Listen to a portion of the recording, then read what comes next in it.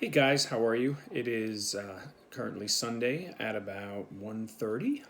I decided that I would videotape our lesson today because, as I told you this morning, if you were able to go and see my video that I put on YouTube, there's some concern about security issues going on with Zoom right now, so we can't really do live sessions. We're going to try to work and figure that all out so we can go back to the live sessions because I really enjoyed speaking with you and seeing your smiling faces. They really brightened my day. But for today, at least, we have to do a video recording. So I'm going to keep to probably about 10-15 minutes and read through a couple more pages of Handbook of Forces.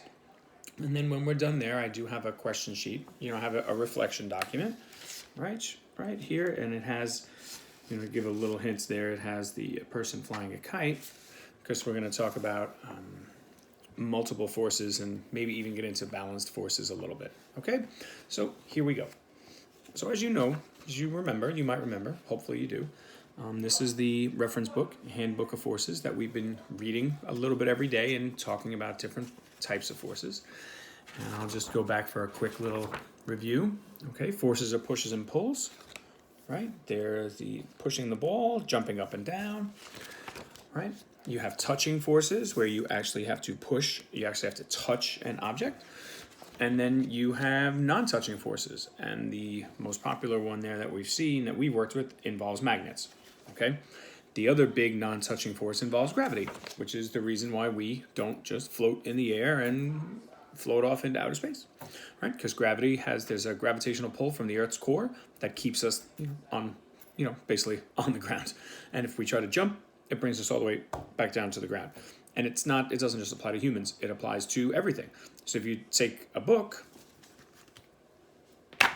falls down, hits the table gets in the way, right? But if I would have just dropped this on the floor, go all the way down where there was no table to catch it. Okay? Then we will continue talking about gravity. And I think one of the coolest things about gravity is how the Earth and the moon have a connection through gravity. So this way the moon just doesn't float off into outer space, and that moon will always stay with the Earth because of the gravitational pull. And it's a really cool picture there too that you can see just exactly how the Earth looks from outer space that we haven't really looked at in a while since we've done Google Earth. But let's keep going. So then we started talking a little bit about magnets, right, and non-touching forces. And these are touching, right? These are magnets that attract each other, right? The North Pole and the South Pole are attracted to each other. And then these are magnets that basically repel from each other, right? So they push each other away. And here's a compass, and a compass is another basic idea of a magnet, where the magnet is used in the compass to help point in the direction that we have to go in when we're going out places. And we also spoke about electromagnets. Now, electromagnets are very, very powerful, all right? And you can see, right, if you remember, this is like in the Brain Pop video, the magnet that picked up a car, it had electricity, right? And that's what helped it. And then we discovered the answer to our unit question. How does the train float? Well, the train floats by using electromagnets, okay? The train and the tracks have magnets that repel each other. Their magnetic force lifts the train off the track so it floats, and then when the magnets are turned off, the train comes back down and rests on the tracks. And that's all due to the power of electricity and electromagnets. So the people in Faraday, right, they can feel safe riding that train, even though it floats, because of the electromagnets that are there. So today, let's look at multiple forces. When there is more than one force acting on an object, I'm going to turn you around a little bit this way. There we go. When there is more than one force acting on an object, we say there are multiple forces acting on it. Any one object has multiple forces acting on it at a time. Multiple forces can act on objects in multiple directions. Here are some examples of multiple forces acting on objects. All right, now here we go. When you kick a ball, your foot pushes the ball into the air while Earth attracts the ball back to the ground. So the movement of the ball up and down is evidence of multiple forces. So you are using your strength to kick the ball, push, into the air. But why doesn't the ball stay in the air the whole time? Because gravity pulls it back down. Okay? And here's two examples of two people playing soccer, right? And that's what happens. So that's the Earth's force, your physical force, your pushing force of throwing it into the air, right? Kicking it into the air. Sorry, I thought baseball for a second. And then it pulled it right, gravity pulled it right back down. Here is another example of a multiple force. When you fly a kite, the wind pushes on the kite while you pull it with the string. Okay, so see that? So I have to tell you, one of the hardest things I ever have done was fly a kite. People think it is one of the easiest things to do on the face of the earth. No, no, no. It is not easy. A couple of years ago, when we went down to the beach for our little vacation, right? You know, it was a nice windy night. It was clear. I had a kite. I was like, all right, boom, we're going to get this thing to fly. So after like 5 to 6 tries of like running and getting it up and releasing the string, you have to do everything at the perfect time. The kite was finally flying. And it was like one of the first times I had ever flown a kite by myself. Yes, 40-year-old man on the beach, excited. Probably the best day that I had on my vacation was when I got that kite to fly. I was so excited. Okay, let's go to last year. So last year, same kind of thing. Now Franny is here and she's at the beach and she's like, all right, she wants to fly a kite. She wants to fly the kite. Fine. So I'm like, okay, yeah, I can do this. No problem. I've done it before. I tried for maybe half an hour, 45 minutes. I could not get that kite to fly. Whether the wind was pushing it the wrong way or I wasn't releasing the string fast enough, I couldn't get it. I felt so defeated. So defeated. So then what happens? My 13-year-old son, Jack, he was 13 at the time, comes up to me and goes, let me try that. I can do it. I'm a better kite flyer than you are, Daddy. Now, he had never flown a kite before in his life either. Never. What happens? First try. Gets the kite up and flying. I was like, oh my gosh, that's like so messed up. And to this day now, he still brags about it. I'm better than flying a kite than you are. The rest of that little vacation that we had down at the beach with our family, that's all he bragged about. I can fly a kite better than you can because I got it up no problem. And I was just, oh my goodness gracious. But you know what I did? I said, okay, no problem. I accepted it because at the end of the day, what happened? The kite was flying and Franny was happy. So that's what really worked out. That was awesome. Okay, so now let's look at another example. Even though these books, right, there are books here. Even though these books are sitting still, there are multiple forces acting on them. The table pushes them up while Earth pulls them down. Now, that's a difficult one to kind of discuss because the table is not really pushing them, but they're kind of resting on the table, but they're not floating into outer space because gravity is keeping them on the table. I like the example of the ball much better because you can actually feel like you've actually kicked the ball and you're using your own force, your own strength, right, to kick that ball in the air. But this example here of the books, I'm not a big fan of. So I'm just gonna go to the next page. Okay. So here we go. Let's keep going. We'll do a little bit more, right? And then we'll stop. So multiple forces, balanced and unbalanced. So the multiple forces, and let me just turn this way so you can see. The multiple forces acting on an object can have different strengths. If one force is stronger than another, the forces are unbalanced. When the forces acting on an object are unbalanced, the object moves. Okay, so there's our kite example again. If the wind pushes on the kite harder than you pull on the string, the forces are unbalanced. The kite moves up into the sky. Okay, so maybe that's what I was doing wrong. I was pulling too hard on the string and not letting it get up there. All right, so now let's look at this one. If you pull the string harder than the wind pushes, oh, that's definitely what I did. So the first one was releasing the string so we can go higher. Okay, so if you pull the string harder than the wind pushes the kite, the forces are unbalanced. That kite comes down toward you.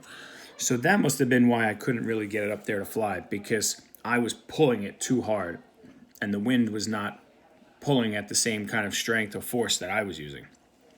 Okay, so now let's come over here. So that's unbalanced. If you're both not doing the same or one's pulling harder than another, it's not going to work. It's not going to be balanced. If two forces are the same strength, the forces are balanced. When the forces acting on an object are balanced, the object stays still.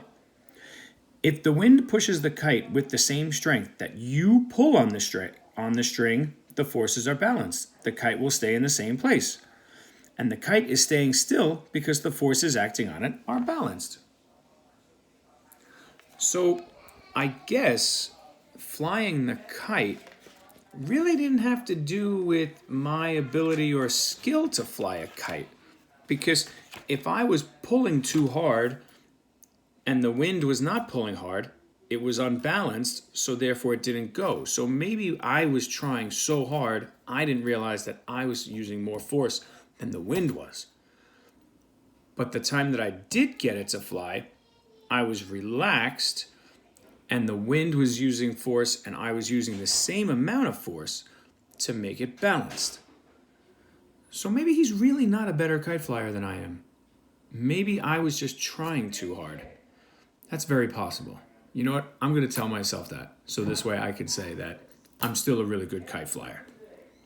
Let's look at a couple more balanced and unbalanced forces here, and then I'll let you go. Okay? Here we go. So now this one is everybody's favorite. Tug of war. The kids on both ends of the rope are pulling with the same strength. It's a tie. That's evidence of a balance of balanced forces. See? Now let's look at this next picture down on the bottom. So when you play tug of war, I know I saw you once, I think, playing tug of war at with Coach Lopez and Coach Tommy and Jim.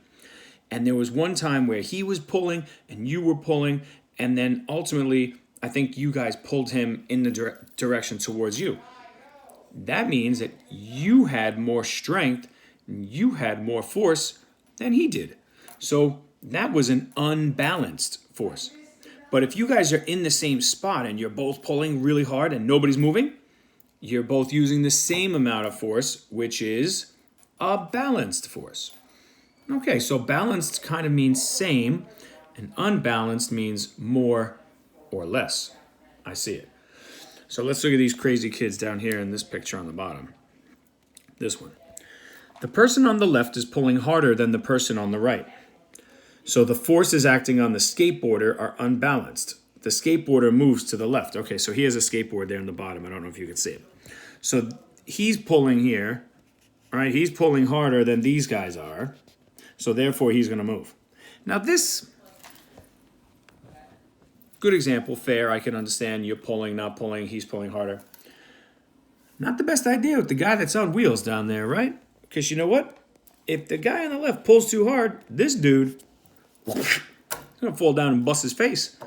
And then that's just going to be a sad story. Okay. Next one.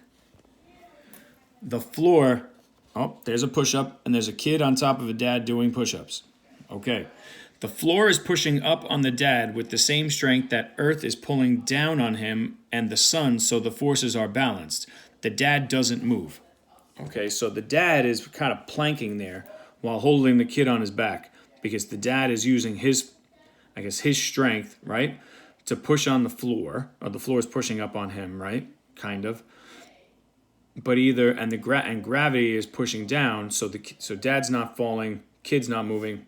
I get it. So when dad goes into a push-up, it's an unbalanced force because he's letting go to go down, and then he's pushing up to come back. So that's unbalanced. But if they stay the same in that plank position there, right, where nobody's moving, see that?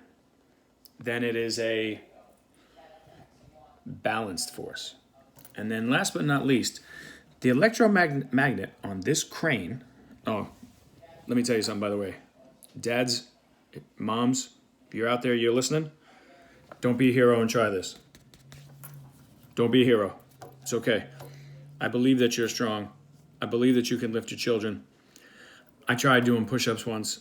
Joey sat on my back. It was 100 pounds. planked on my back. He's 100 pounds. That was a trip to the doctor. Chiropractor had to give me a couple adjustments, fix my back up. I tried to be a hero. Not no more. I learned my lesson the hard way. Couldn't walk for like a week. It was rough. Rough. But yeah, don't try it. Don't try one of these kids. Try if you have a little kid, like a 4-year-old, like Franny. Oh yeah, do it.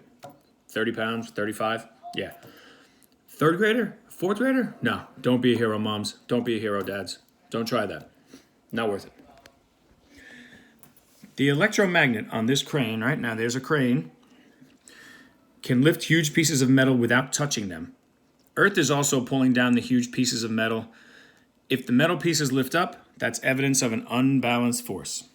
Okay, so the fact that the thing is moving again, that's an unbalanced force. So that's my example there. All right. So I hope you didn't mind. I mean, we had this new kind of thing today where, the security concerns of Zoom, I decided I would do a pre-recorded lesson instead of just putting up slideshow or the pictures of the book because, I could give you some examples and explain as we went along. Now, you do have a daily reflection in your Google Classroom that I really would like you to work on. It says, what did you learn from reading about multiple forces that was interesting or surprising? Why was it interesting or surprising? And then can you give an example of multiple forces acting on an object? So it can either be a balanced force, it can be an unbalanced force. That's up to you. All right? But I look forward to seeing your examples. I look forward to reading your work every day. It does make me happy.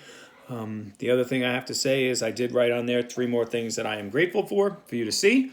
And so I look forward to seeing your work, and hopefully you all are doing well. I will, obviously you've already seen the morning message video that I posted. It is Sunday, WrestleMania. I am wearing my John Cena shirt again, just because he's fighting later on today, which hopefully I'll be able to watch, and hopefully he'll win. My son Joey, another big John Cena fan. He's wearing his John Cena t-shirt too. Okay, so this is where we're going to pull for John Cena to win tonight. Hopefully he will. If you watched part 1 of WrestleMania last night, I hope you enjoyed it. It was kind of cool. Joey and I liked it. Oh, yep, there's John Cena right here. Hopefully he's going to win. I really hope so, because we really want the champ to be here. We want to be able to see him all the time, and that's that. So I hope you guys are all well, and I'm hoping that we can figure this out and we can go live again so I can get to have some conversations with you. Okay? So if you have any questions, just send me an email or send me a message via the Google Classroom, and I'll get back to you as soon as I can. Okay?